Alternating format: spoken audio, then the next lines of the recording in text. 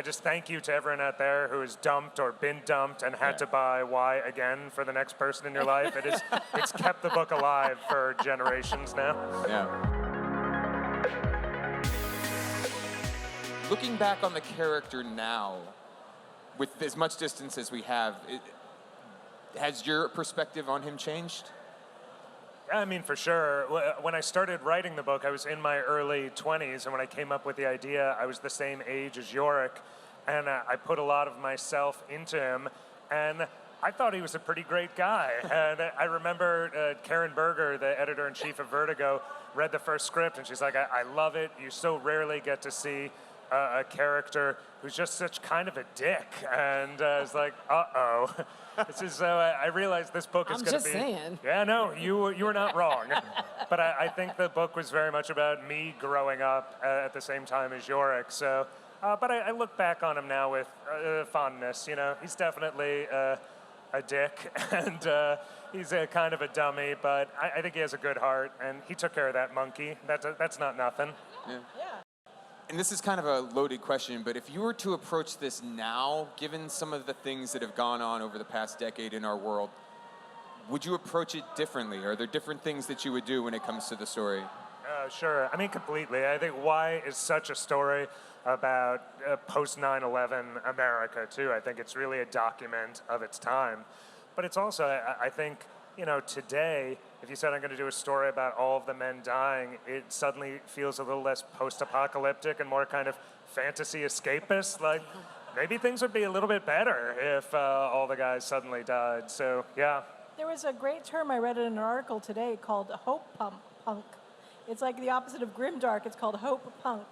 And the idea of doing these kind of dystopian kind of stories, but they all have a positive thing, like, yes, these are horrible things are happening, but we're all working towards making it better. It's going to get better. It's like that rebellious attitude. And even if I die, someone will take up my torch. And like, I love that idea. And I realized, like, oh, wait, we kind of did that too. Because at the end, I mean, yes, all this stuff happened, but women just kind of pick up and carry on, and they're like, yeah, whatever. We're still living our lives.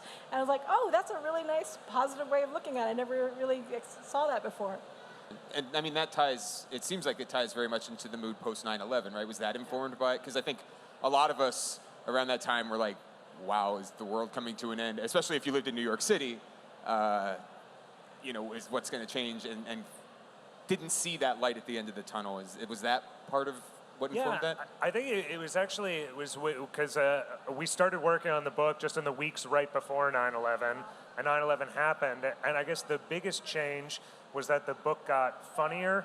I think because when I was writing about sort of hypothetically this world-shifting terrible disaster, I imagined just this sort of funereal sense and a lot of wailing and gnashing of teeth. And when 9/11 happened, and I was living in New York at the time, it was mostly just a lot of drinking and jokes, because you realize it is so scary and is so awful that the only way to contend with it is sort of this gallows humor. So I think Yorick became a lot funnier, and the book sort of became a bit lighter in touch, because we knew that's, I think, how we would have to respond. It's the only way you can keep going.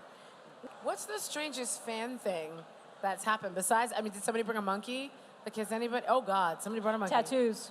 Oh, okay. But then they show you where they are. Yeah, but we're talking like full back tattoos and really like graphic tattoos. Like there was one scene from Yorick's nightmare. There's a dream Beth's nightmare, where it's Yorick bleeding out of his eyes in this dream, and a guy got a full one on his shoulder of that. Of the eye bleed. Okay. Yes. Wow. And he showed it to me. I'm like, why would you do that? I mean, it's beautiful, but why would you do that? And but there's also covers. There was the ampersand monkey and the astronaut, the skull. The weirdest thing I had recently is two parents brought up their 12-year-old son and said, we want to introduce you to Yorick. And they had named their son Yorick, and I said, nice to meet you, this is amazing. And he just glared at me, and he's like, kids call me urine. And I was like, I feel terrible, I'm sorry, but so... well, the interesting thing is that he's blaming you, not Shakespeare. Totally, right? That, like, it's not my fault, kid. I didn't make up this name. It's, your parents are weirdos. I don't know, but it's also very flattering. One of the things that struck me about the book is that how many people who aren't typically comics readers tended to get into it. when did you realize that it was kind of expanding those boundaries for people? Was there a moment when you're like, wow, this is, people who don't normally read my superhero work or whatever are embracing this? Yeah, I think probably the first year of the book, we would have men come up at conventions and they would drag their girlfriend along and say, this is the first book that she has ever read. And then somewhere around year 3, we had women coming up and saying, I finally got my boyfriend into comics, and it was really nice. I always heard Neil Gaiman said that Sandman traveled like a venereal disease through relationships. So it's like one person would give it, they would break up and pass it along to the next person. So I just thank you to everyone out there who has dumped or been dumped and had to buy Y again for the next person in your life. It's kept the book alive for generations now. Yeah. Every artist working on like a long-running series talks about how their art changes over time because there's so many volumes and so many. So, how was your artistic journey on this? Did you feel like halfway through I want to change what Yorick looks like, or? No, I think it was just more trying to make them look right at all. I mean, when I started off, I was not a very strong artist. I thought I was like, you're young, you're very confident. But as I was going along, I was like, oh yeah, I need a lot of improvement. And I learned, and looking from the first issues to the last, it's such a huge difference in just how I was able to get things across. And it was a giant learning curve for everything. And so I'm really, really proud of what I've figured out during the way, along the journey.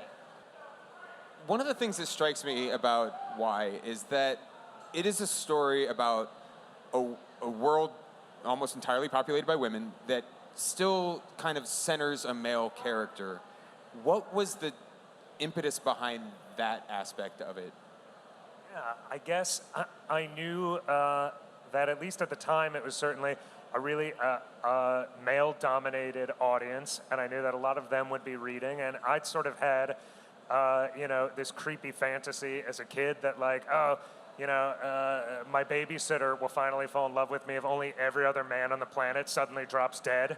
And like talking to other creepy kids, like I had that same fantasy. I was like, this is terrible. What is wrong with us? I am so happy you decided to make comics. Yeah. And so it was like realizing that this will be, a story that a lot of men will read. And I wanted to sort of subvert this horrible fantasy and sort of, have it be a gateway for them to hopefully tell, a story about gender that would be a story for everyone. But yeah, I don't know. How do you feel about it? Did you ever feel like we should just kill off Yorick in like issue 3 and then let's just get on with it? No, I just wanted to get to his girlfriend and see where that was going and get to the really good breakup part. So yeah.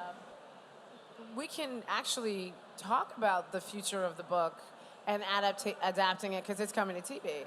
So have you made some of these changes? Have you changed, or I shouldn't say changed, are you aware of a bunch of the changes, I have to watch my phrasing, that are being made to the story so that it is more modern?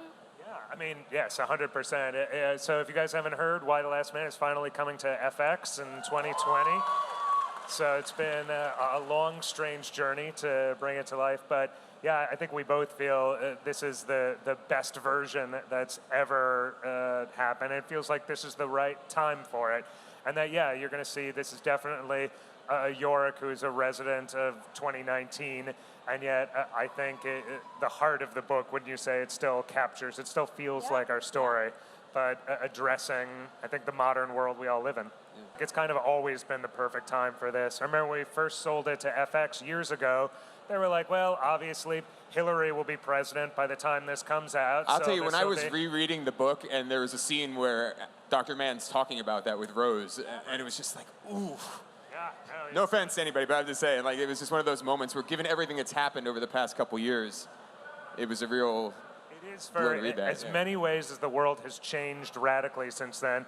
There's also at the end of that first issue, we had those sort of all those statistics about here's what's changed, here's how many commercial airline pilots are feeling, and so few of those statistics have changed. Yeah. So in a lot of ways, we are living in the same world. It is still the same patriarchy, and sadly, I think our story is just as relevant as ever. Yeah. Are there any nerves when it comes to seeing your creation finally come to life? Or is there anything that you're like, oh God, I hope they really nail this?